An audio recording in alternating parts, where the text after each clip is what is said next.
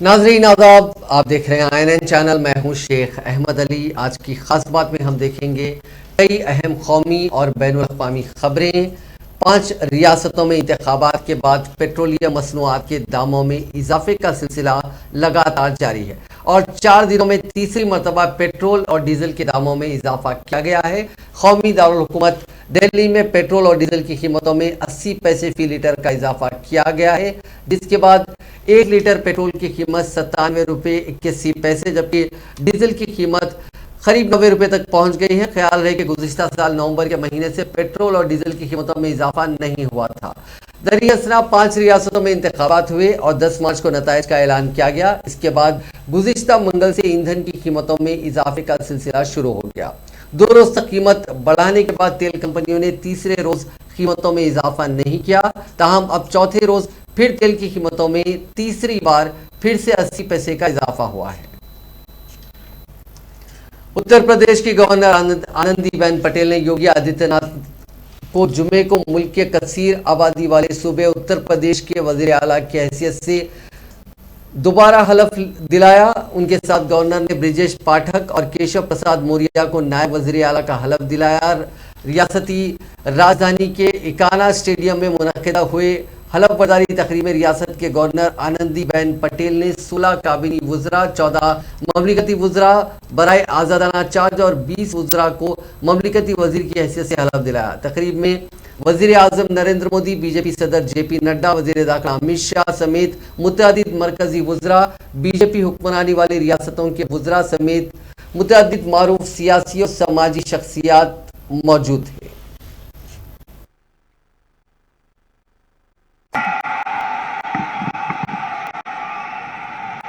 मैं आदित्यनाथ योगी ईश्वर की शपथ लेता हूं कि मैं विधि द्वारा स्थापित भारत के संविधान के प्रति सच्ची श्रद्धा और निष्ठा रखूंगा। मैं भारत की प्रभुता और अखंडता अक्षुण्ण रखूंगा।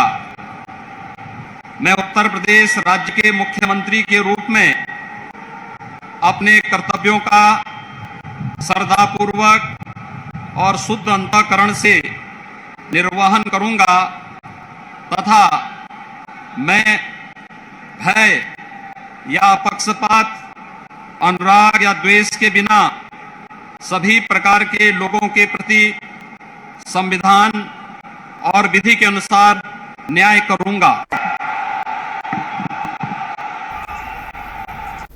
आज योगी आदित्यनाथ ने लगातार दूसरी मुद्दतकार के लिए उत्तर प्रदेश के वजीर आला के ओहदे का हलफ लिया। उनके साथ 52 दीगर लीडरों ने वजारत का हलफ लिया।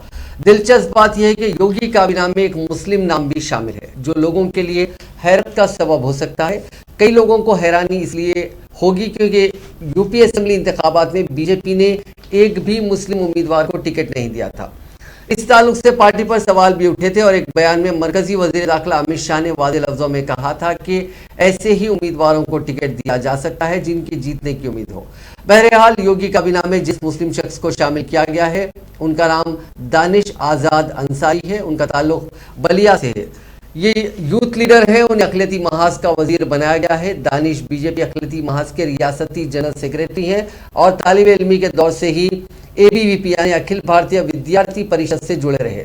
32 साल दानिश आज़ाद अंसारी ने 2006 में लखनऊ यूनिवर्सिटी से BCom की पढ़ाई पूरी की।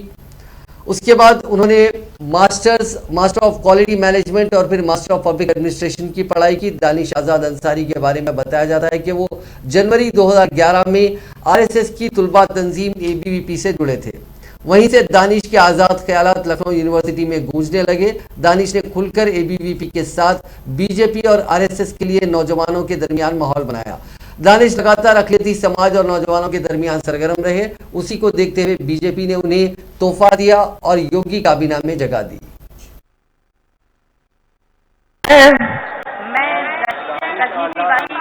की शपथ लेती हूँ। मैं विधि द्वारा स्थापित भारत के संविधान के प्रति सच्ची श्रद्धा और निष्ठा रखूंगी। मैं भारत की प्रभुता और अखंडता अक्षुण्ण रखूंगी। मैं उत्तर प्रदेश राज्य मंत्री के रूप में अपने कर्तव्यों का श्रद्धापूर्वक और शुद्ध अंतःकरण के निर्वहन करूंगी तथा मैं भय या पक्षपात या द्वेष के बिना सभी प्रकार के लोगों के प्रति संविधान और विधि के अनुसार न्याय करूंगी। मैं जो विषय राज्य मंत्री के रूप में मेरे विचार के लिए लाया जाएगा अथवा मुझे ज्ञात होगा उसे किसी व्यक्ति या व्यक्तियों को सबके सिवाय ऐसे राज्य मंत्री के रूप में अपने कर्तव्यों के संयमित निर्वहन के लिए ऐसा करना अपेक्षित हो मैं प्रत्यक्ष अथवा अप्रत्यक्ष रूप से संशोधित या प्रकट नहीं करूंगी। दानिश आजाद लगभग 6 साल तक भाजपा के छात्र संगठन अखिल भारतीय विद्यार्थी से जुड़े रहे हैं।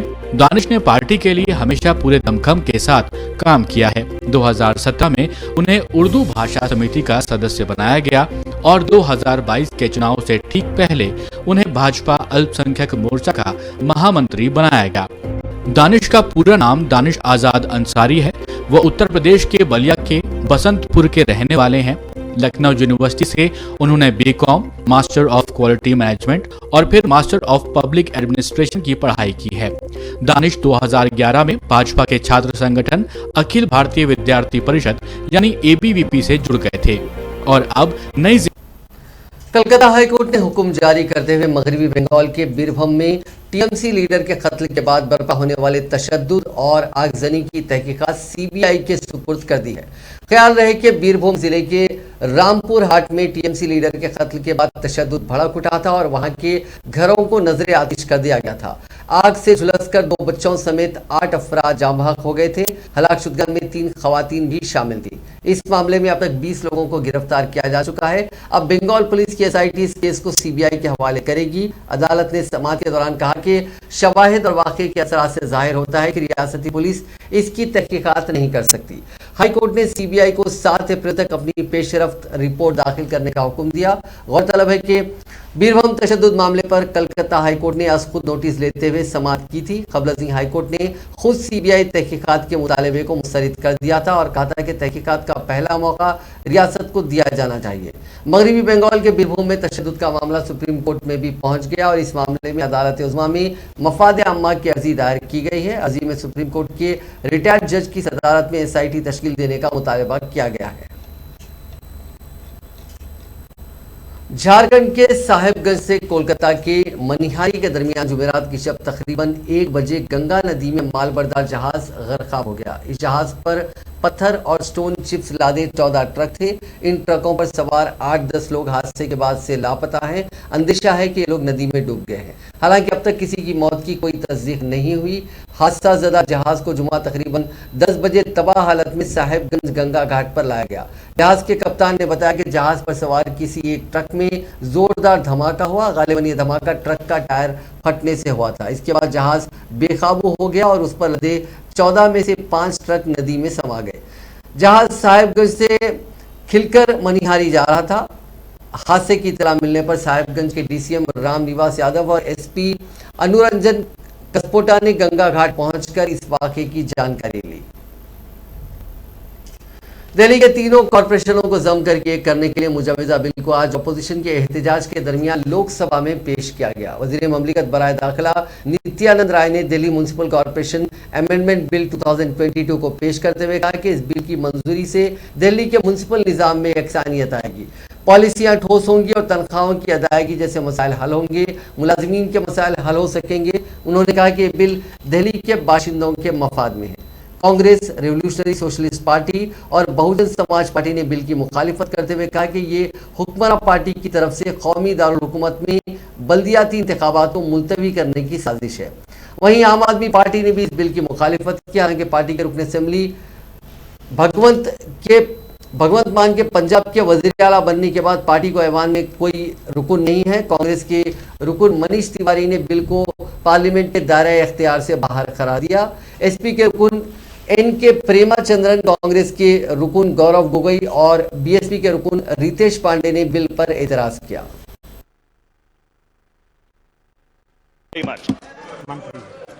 माननीय मंत्री जी, महोदय, अभी माननीय प्रेमचंद्रन जी, गगोई जी, माननीय रितेश जी, माननीय मनीष तिवारी जी बोल रहे थे, मैं यह स्पष्ट कहना चाहता हूं कि कहीं से भी यह भारत के संविधान की मूल भावनाओं का उल्लंघन नहीं है और नहीं किसी फेडरल स्टेट के अधिकार का अतिक्रमण है। महोदय, अनुच्छेद 239 क के अनुसार राष्ट्रीय राजधानी दिल्ली की विधानसभा द्वारा बनाए गए किसी भी कानून को संशोधित करने, उसका स्वरूप बदलने या उसका निरसन करने के लिए सक्षम है यह सदन। और अध्यक्ष महोदय, जिस समय दिल्ली के नगर निगम का विकेंद्रीकरण हुआ था तो उसकी सोच यह थी कि दिल्ली के लोगों का विकास होगा, नगर निगम के द्वारा व्यवस्थाएं सुदृढ़ होगी, इनके कर्मचारियों का कल्याण होगा, लेकिन ऐसा कुछ नहीं हुआ। 10 वर्षों का जो अनुभव आया है उसके आधार पर यह नगर निगम दिल्ली के लिए संशोधन विधेयक लाया गया है। तो उसमें इसका मूल जो उद्देश्य है और जिस उद्देश्य से कोई यह पूरा नहीं कर सका, दिल्ली वासियों को इससे बहुत नुकसान हुआ है। नगर निगम दिल्ली की नीति में एकरूपता, ठोस वित्तीय प्रबंधन, दिल्ली के विकास को गति तथा दिल्ली के विकास को गति के साथ साथ कर्मचारियों के वेतन भुगतान एवं सेवा स्थिति जैसी समस्याओं का समाधान होगा तथा नगर निगम के प्रशासन में भी एकरूपता आएगी। इसलिए हम माननीय सदस्य को यह कहना चाहेंगे कि दिल्ली वासियों के यह हित में है, इसलिए इस विधेयक का समर्थन करें और सर्वसम्मति से पास करें। और वह भी है, मैं पहले ही बताया कि अनुच्छेद 239 क के अंतर्गत यह लाया गया है जो सदन को अधिकार है। प्रश्न है कि विधेयक को पूरे स्थापित करने की अनुमति प्रदान की जाए। जो सदस्य इसके पक्ष में हाँ कहें, जो सदस्य विरोध में ना कहें। मेरे विचार में निर्णय हाँ वालों के पक्ष में, हाँ वालों के पक्ष में। माननीय मंत्री जी विधेयक को पूरे स्थापित करें। माननीय अध्यक्ष महोदय, आपकी अनुमति से मैं विधेयक पुनर्स्थापित करता हूं। माननीय मंत्री जी। अध्यक्ष महोदय,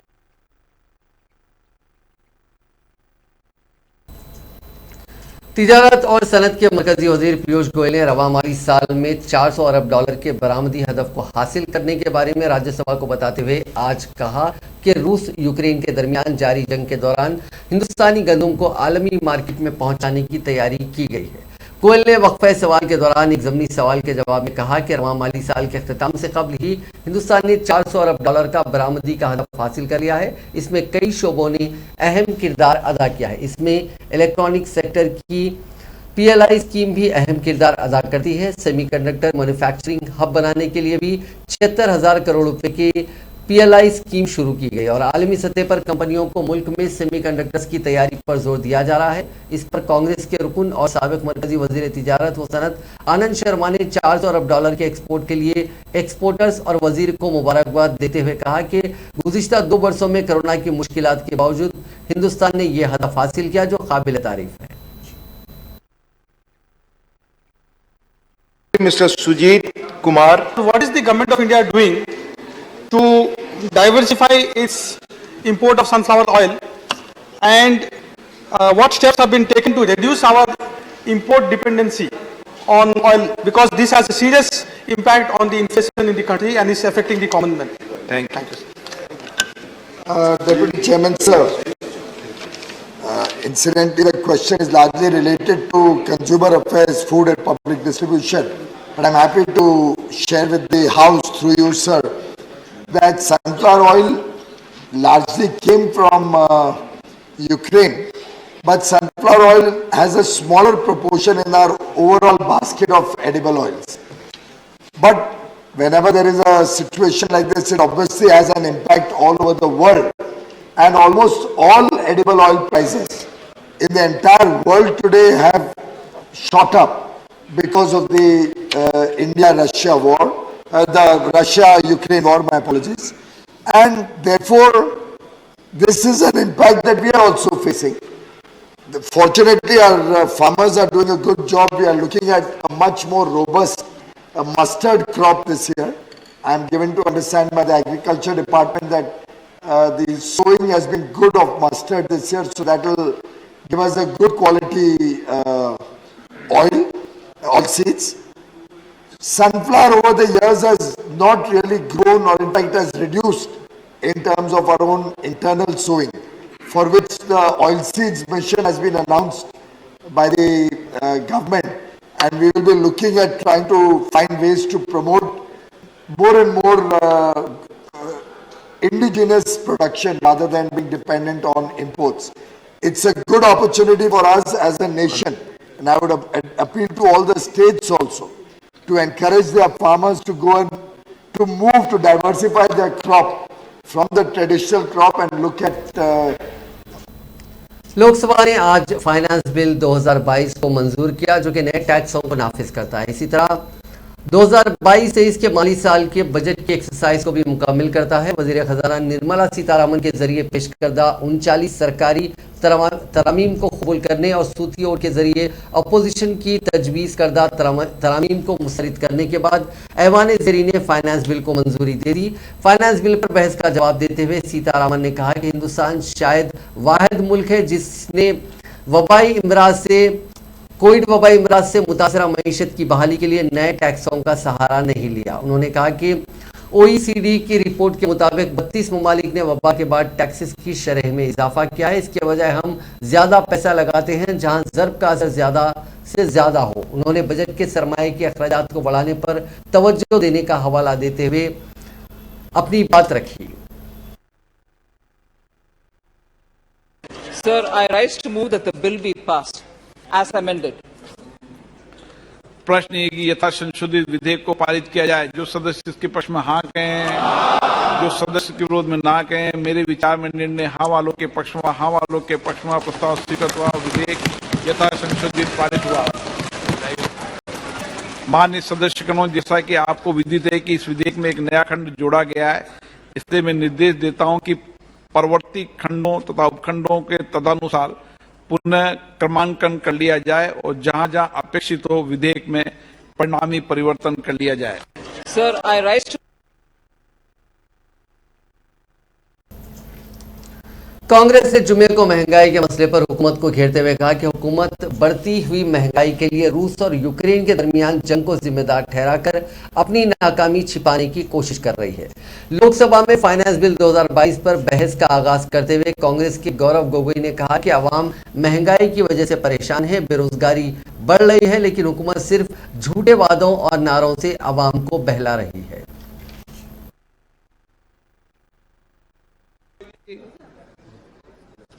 धन्यवाद अध्यक्ष महोदय। मैं संक्षेप में बड़े पॉइंट्स रखता हूं। इस बिल का मैं विरोध करता हूं इंट्रोडक्शन का, क्योंकि ये भारत के संघीय ढांचा पर एक प्रहार है।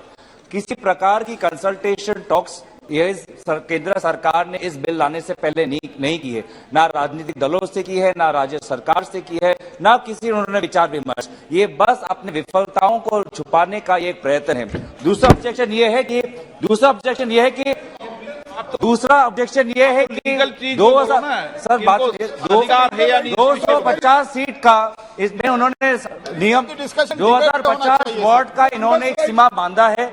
2050 का ये सीमा ये लेजिस्लेशन में बांध नहीं सकते, क्योंकि सीट और वार्ड आबादी के अनुसार होना चाहिए, कोई नियम नहीं डाल सकते। तीसरी बात यह है कि इन्होंने एक स्पेशल ऑफिसर डाला है, ये पूरी तरीके से स्पेशल ऑफिसर संघीय ढांचा के खिलाफ है।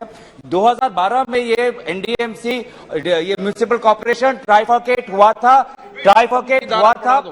और इसलिए हुआ था ताकि ये डेमोक्रेटाइज हो, डिसेंट्रलाइज हो, और इसी के विरोध में ये बिल जा रहा है। इस कारणों के लिए मैं इस बिल का विरोध करता हूं। बहुत बहुत धन्यवाद अध्यक्ष महोदय। Thank you sir. The price of petrol and diesel were hiked for the third time in a week yesterday. We don't know how many more hikes await the people of India, and people of India have just returned from Omicron-induced lockdown.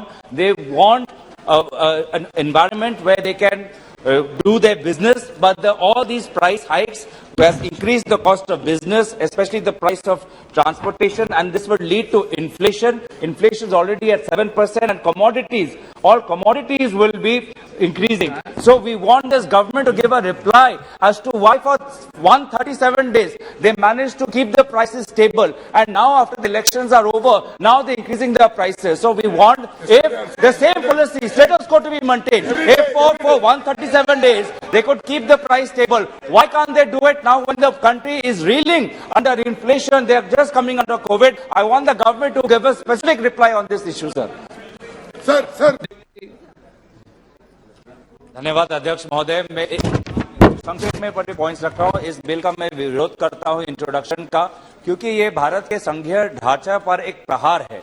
किसी प्रकार की consultation talks ये केंद्र सरकार ने इस bill लाने से पहले नहीं। वजीर खारजा डॉक्टर एस जयशंकर ने आज वाज़ेह तौर पर कहा कि हिंदुस्तान और चीन के दरमियान ताल्लुकात मामूल पर नहीं हैं, क्योंकि माहिदों के बरक्स सरहद पर बड़ी तादाद में फौजी तैनात हैं।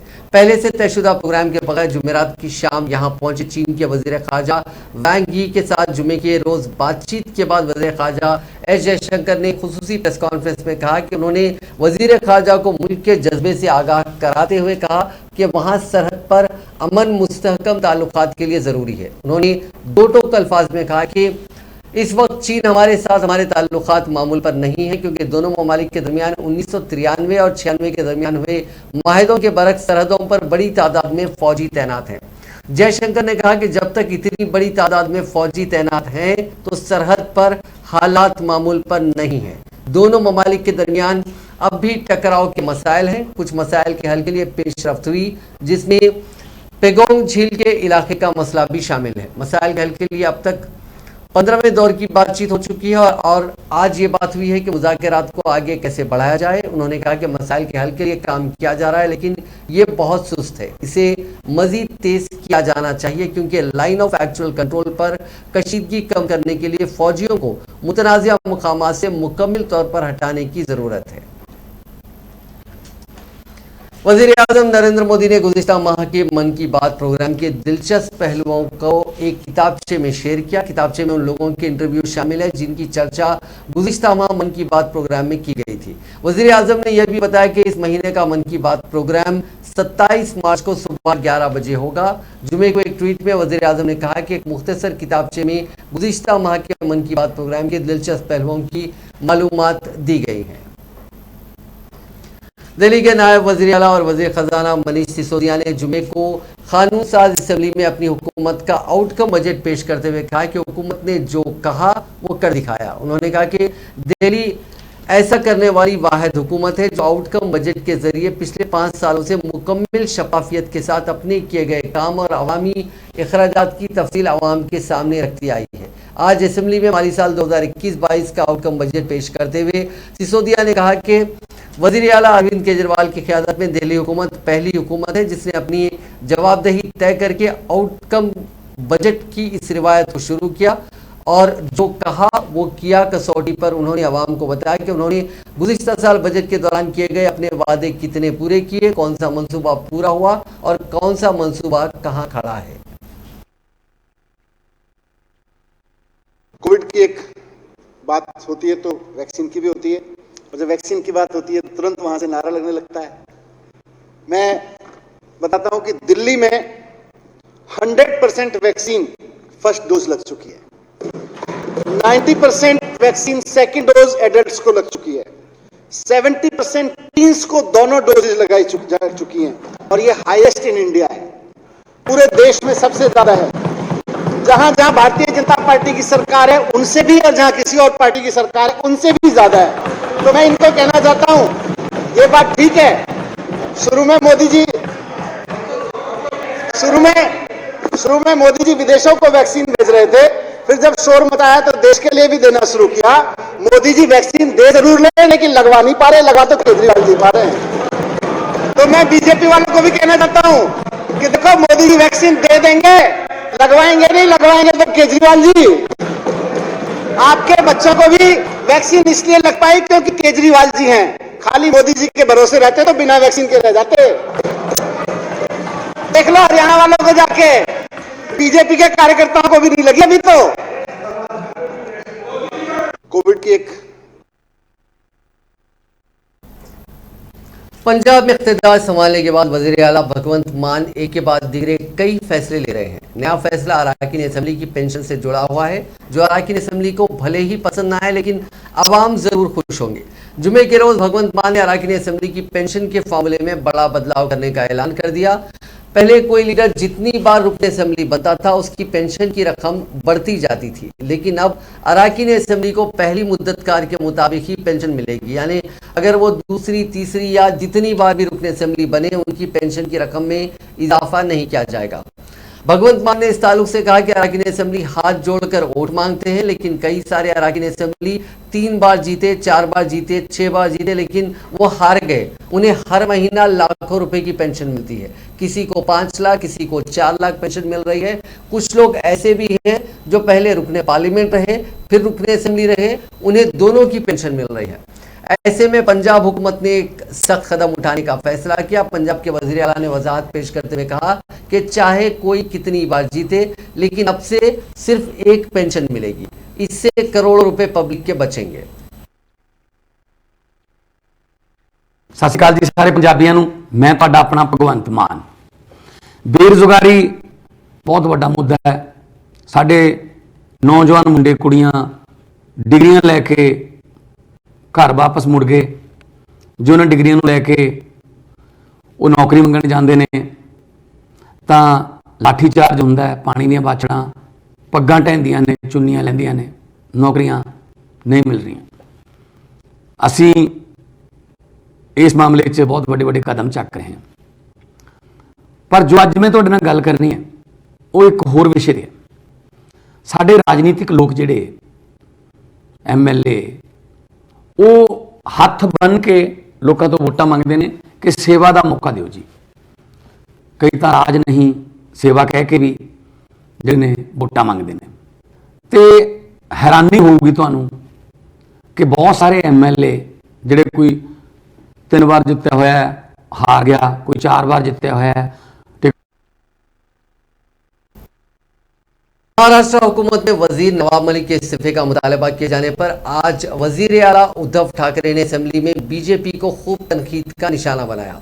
उन्होंने पूछा कि दाऊद कहाँ है, क्या किसी को पता है कि वो कहाँ है? आपने राम मंदिर के नाम पर गुज़िश्ता इंतखाब लड़ा था, अब क्या आप दाऊद के नाम पर वोट मांगने जा रहे हैं? क्या ओबामा ने लादेन के नाम पर वोट मांगे थे? हिम्मत है तो दाऊद को मार डालो। रूस यूक्रेन जंग का आज 30वां दिन है। रूसी फौजियों ने खार्किव के एक मेडिकल सेंटर पर हमला किया। हमले में 4 लोगों की मौत हो गई है, कई लोग जख्मी हैं। 1 महीने से जारी जंग में पहली बार सरकारी तौर पर रूस ने अपने मरने वाले फौजियों की तादाद बताई है। डिप्टी हेड ऑफ रूस मिलिट्री की तरफ से जारी बयान में कहा गया है कि यूक्रेन जंग में हमारे 1351 फौजी मारे गए हैं, 3825 जख्मी हैं। यूक्रेन पर हमले के 1 माह बीत जाने के बाद भी रूस फैसला कुन जीत हासिल नहीं कर सका। इसी बीच एक खबर ये आई है कि एक थिएटर पर आज रूस ने हमला किया, जिसमें करीब 300 लोगों की मौत हो गई है। अब इस हमले के बाद ये खदशा जाहिर किया जा रहा है कि ये तीसरी आलमी जंग की आहट हो सकती है। अब इस जंग में नाटो और दूसरे यूरोपीय मुल्कों की अफवाज भी दाखिल हो सकती है।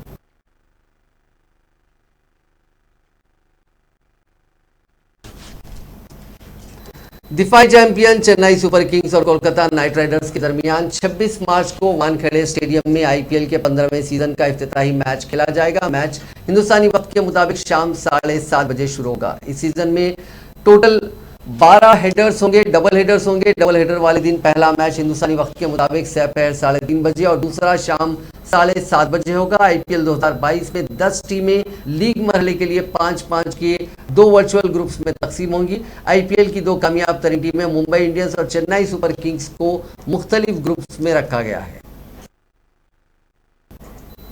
नाज़रीन, आज की खास बात में बस इतना ही। आपसे कल मुलाकात होगी नई खबरों के साथ। फिलहाल दीजिए इजाजत। खुदा हाफिज।